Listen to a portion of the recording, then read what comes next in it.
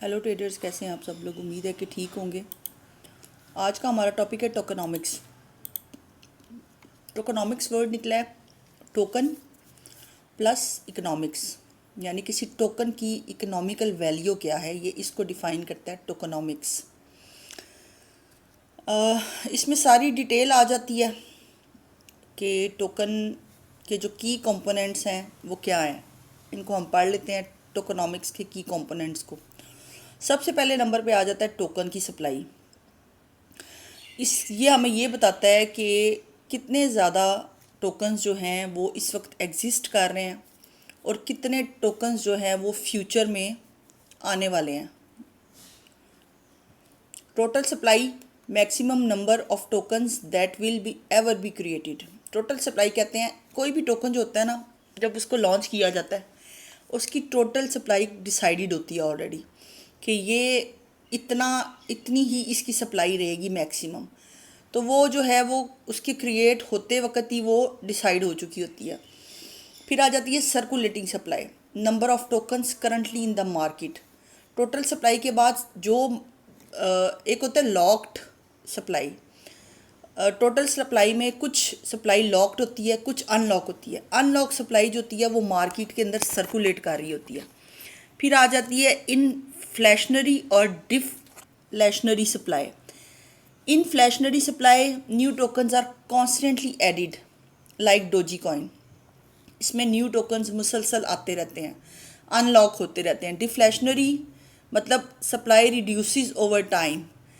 वो खुद ब खुद कुछ कॉइन ऐसे होते हैं जिनकी सप्लाई कम होती जाती है टाइम के साथ साथ, वो बर्न होते जाते हैं। उनके अंदर ऑटो मैकेनिज़्म ऐसा बना दिया गया होता है उनके ब्लॉकचेन में, सेटिंग में, कि वो खुद ऑटो बर्निंग पे होते हैं, जैसे कि BNB कॉइन है। Token distribution. अच्छा, अब आ जाती है बात कि टोकन डिस्ट्रीब्यूशन कैसे की जाती है, किन किन लोगों को टोकन्स दिए जाते हैं।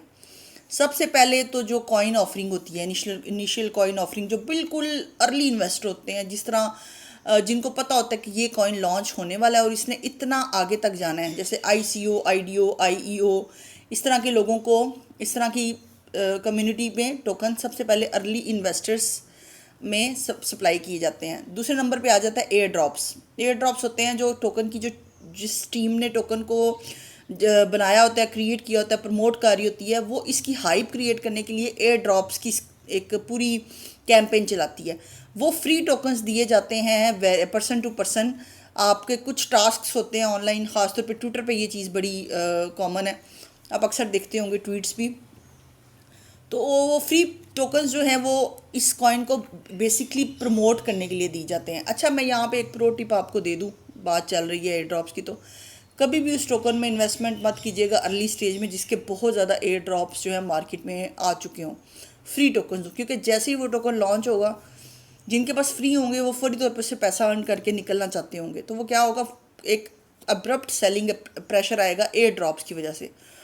और जैसे कि एक हैमस्टर कॉइन आया था, उसकी बहुत ज़्यादा, उसके एयर ड्रॉप्स, उसकी बहुत हाइप फैली थी, उसके बंदे बंदे के पास उसके एयर ड्रॉप्स थे। लेकिन यह है कि उसने वो बहुत बुरा क्रैश हुआ था कॉइन, वो अभी तक रिकवर नहीं हो सका। Staking rewards, incentives for locking tokens. अब वो स्टेकिंग रिवॉर्ड्स क्या होते हैं कि आप स्टेक कर देते हैं कुछ रिवॉर्ड्स को, कुछ कॉइन्स को कुछ अरसे के लिए, कि मैं इसको विड्रॉ नहीं कराऊंगा, जैसे कि इतने परसेंट कॉइन मैंने इतने अरसे के लिए, 1 साल के लिए, 2 साल के लिए, 5 साल के लिए मैंने स्टेक कर दिए हैं, यानी मैं इसको अनलॉक नहीं करूँगा। मैं इसको अनलॉक करूँगी या करूँगा 2 साल बाद, जब इसकी वैल्यू थोड़ी एक स्टेबल हो चुकी होगी, तो इसको स्टेकिंग कहते हैं। Team and advisors allocation. अब जो एक रिज़र्व टीम होती है, डेवलपर्स होते हैं जो अर्ली सपोर्टर्स होते हैं कॉइन के, टीम उनमें अच्छी खासी इन्वेस्टमेंट करती है, उनको अच्छे खासा अपना, ये जो कॉइन का क्रिएटर होता है उनको अच्छी खासी बल्क में ही कॉइन्स देता है एज अ रिवार्ड, कि जब भी ये कॉइन ऊपर जाएगा तो आप लोगों के पास हों। यूटिलिटी ऑफ द टोकन, कि टोकन का यूजेज क्या है, why does the token exist, क्यों एग्जिस्ट करता है, इससे क्या किया जा सकता है, गवर्नेंस, इसमें क्या प्रोटोकॉल इसका हो सकता है, पेमेंट्स इसमें इससे सर्विसेज लेके ली जा सकती हैं, गुड्स बाय की जा सकती, जैसे पाए कॉइन आया, इसका बेसिक पर्पज़ है सर्विसेज और गुड्स को बाय करना। तो पाए आगे जाके बहुत ऊपर, मेरे हिसाब से बहुत ऊपर जाने वाला है, क्योंकि उसका यूटिलिटी केस बहुत स्ट्रॉन्ग है और उसकी टीम भी बहुत स्ट्रॉन्ग है। Access, unlock features within a platform. अच्छा, कुछ हम गेम्स खेलते हैं, कुछ हमारे पास ऐप्स होती हैं जो हमें देती हैं कॉइन्स या टोकन्स। हम उसको थोड़ा सा कुछ घंटे प्ले करते हैं तो वो हमें कुछ टोकन अनलॉक करके देती हैं। Incentives, rewards user for behaviour E providing liquidity staking. Again liquidity और स्टेकिंग, जो कि लिक्विडिटी पैसा होता है, ठीक है, और स्टेकिंग मतलब होल्ड करना किसी कॉइन को कुछ अरसे के लिए बगैर उसको अनलॉक किए। तो ये चीज़ें भी बड़ा इसमें देती हैं। अच्छा, बर्न मैकेनिज़म्स क्या होता है? कुछ कॉइन्स के अंदर ऑटो बर्न मैकेनिज़्म होता है, जैसे BNB है, वो वक्त के साथ साथ अपनी सप्लाई को डिक्रीज़ करते हैं, कम करते जाते हैं, तो उनकी वैल्यू बढ़ती है फिर। Incentive models, tokenomics design system to motivate users and maintain network health. अब ये जो टोकनॉमिक्स हैं, जब वो ये ड्रॉप्स देते हैं, जब वो अपनी टीम को देते हैं, तो टीम भी मोटिवेट होती है, लोग भी मोटिवेट होते हैं, शायद हमें इससे कोई पैसा आ जाए। तो इससे सप्लाई बर्न होना, लॉक अनलॉक फीचर्स, ये बड़ा मोटिवेट करते हैं और मेंटेन भी रखते हैं एक कॉइन या एसेट की हेल्थ को। वो कैसे, मैं आगे जाके उसको प्रूव करती हूँ। Proof of work rewards miners, proof of stake reward stakers. ये माइनर्स को, स्टेकर्स को हर तरीके से ये जो है अकोमोडेट करते हैं। लिक्विडिटी माइनिंग, ये भी हम देख चुके हैं। अच्छा, vesting schedules to prevent dumping tokens allocated to team members और investors are often locked and released slowly over time। अब क्या होता है कि जब एक टोकन बहुत ज़्यादा अनलॉक हो चुका होता है, लोगों के पास उसकी सप्लाई होती है, तो वो क्या करते हैं, वो सेलिंग करते हैं। सेलिंग से क्या आता है? सेलिंग से डंप आता है, टू प्रिवेंट डंपिंग। तो उसके लिए, उस डंप से बचने के लिए, टोकन की हेल्थ को मेंटेन करने के लिए, किसी एसेट की वर्थ को, वैल्यू को मेंटेन करने के लिए, जो टीम मेंबर्स को, लोगों को भी जो एलोकेटेड किए जाते हैं, यानी दिए जाते हैं coins free of cost, team देती है जिनको, वो भी जो है लॉक्ड होते हैं। फिर उनको क्या किया जाता है? उनको Aahista Aahista with the passage of time unlock किया जाता है। आपके लिए बहुत बेहतर है कि आप किसी टोकन को अगर परचेज़ करने का सोच रहे हैं, आप उसकी लॉक्ड और अनलॉक्ड डेट्स को फॉलो करें। ये कॉइन मार्केट कैप से भी पता चल जाता है, मुख्तलिफ और वेबसाइट्स भी हैं, और आज मैं आपको बाइनेंस की एक्सचेंज पे भी जाके बताऊंगी आपने एक टोकन की टोकनॉमिक्स को कैसे जाके वॉच करना है। Governance and voting power. अच्छा, ये भी हो गया। आगे, वाई टोकनॉमिक्स मैटर्स, क्यों इसकी इंपॉर्टेंस क्या है? Understanding tokenomics help investors end users, ये हेल्प करता है evaluating the long term sustainability of a project. Tokenomics की वजह से एक लॉन्ग टर्म सस्टेनेबिलिटी रहती है प्रोजेक्ट में। देखें कैसे, ऐसे कि एक कॉइन है या कोई एसेट है या कोई टोकन है, उसकी बहुत ज़्यादा सप्लाई मार्केट में आ गई है। जब एक चीज़ बहुत ज़्यादा अवेलेबल होती है, उसकी खपत होती है मार्केट के अंदर, ये सप्लाई और डिमांड की सारी गेम होती है, ठीक है। एक क्रिप्टो के अंदर भी सप्लाई और डिमांड की गेम है सारी।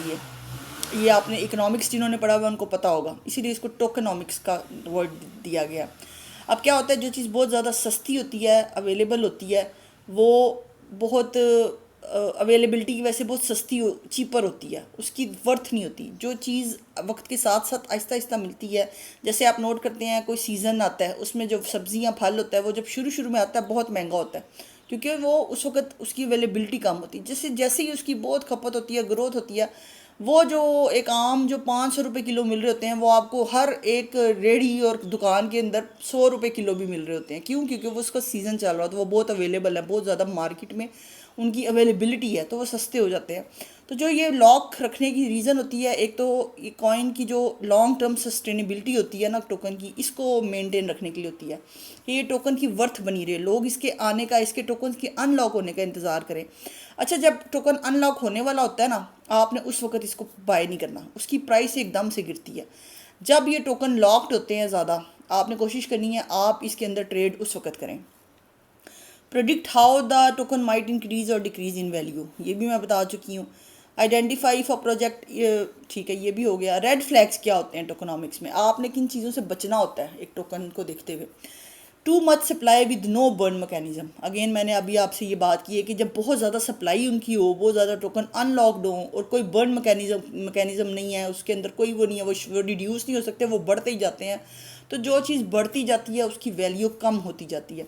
Large allocations to insiders with no vesting, insider होते हैं वो जो टीम मेंबर्स होते हैं या जो क्रिएटर्स होते हैं टोकन के, तो या बहुत ज़्यादा उनके अंदर आपस में वो टोकन डिवाइड हुआ हो, डिस्ट्रीब्यूट हुआ हो, एलोकेट हुआ हो, दिया गया हो एक दूसरे को, उन्होंने 5-6 लोग हैं उनके पास हज़ारों लाखों की तादाद में है, वो एक रेड फ्लैग है, उससे आपने बचना है। जितने ज़्यादा लोगों में एक डिस्ट्रीब्यूट होता है टोकन, जितना उसका ज़्यादा मार्केट कैप होता है, वो उतना ही स्टेबल और रिस्क फ्री कॉइन होता है। नो रियल यूटिलिटी और डिमांड फॉर द टोकन, कोई उसका यूज़ केस नहीं है। आप देख रहे हैं टोकन की कोई टीम नहीं, कोई डिमांड नहीं है, कुछ भी नहीं है, वो एक यूज़लेस वक्ती हाई पे आएगा और रग पुल हो जाएगा बहुत जल्दी। Unsustainable reward systems. अच्छा, गुड टोकनॉमिक्स। अब हमने रेड फ्लैग्स देख लिया, अब हमने देखना है कि गुड टोकनॉमिक्स क्या है। स्ट्रॉन्ग प्रोजेक्ट कौन सा है। Well design tokenomics keeps a project, वो हमेशा उनके पास कुछ ना कुछ दिखाने के लिए होता है, शो करने के लिए होता है कि ये मेरा पर्पज़ है इस टोकन का, ये यूज़ केस है, इकोनॉमिकली सस्टेनेबल, अच्छी लिक्विडिटी होगी उसमें, अच्छे लोग स्टेक कर रहे होंगे उसको, attractive for users and investors. वो कुछ ना कुछ ऐसी न्यूज़ मार्केट में हाइप लेके आते रहेंगे, स्पाइक लेके आते रहेंगे टीम, कि वो अट्रैक्ट करेगा यूज़र्स को, इन्वेस्टर्स को। इसका मतलब होता है कि टीम एक्टिव है और इस एसेट या टोकन को आगे लेके जाना चाह रही है। Fair for early and let participants, ये कोई अर्ली पार्टिसिपेंट्स को सिर्फ बेनिफिट नहीं देते ऐसे टोकन्स के जो जल्दी पहले आओ पहले पाओ वाला हिसाब, वो नहीं होता, या बाद में रग पुल हो जाए। ये फिर लॉन्ग टर्म जो है ना हायर लोज लोअर हाइज बनाते रहते हैं कॉइन्स, ये डेड कॉइन्स नहीं होते। इतना उम्मीद है मैंने आपको समझा दिया और आपको समझ आ चुकी होगी। और अब चलते हैं अपने मोबाइल स्क्रीन की तरफ, जिसमें मैं आपको बताती हूँ कि आपने टोकनॉमिक्स को इन डिटेल कैसे देखना है। मैं बाइनेंस की एक्सचेंज पे जाके आपको समझाती हूँ अच्छे तरीके से।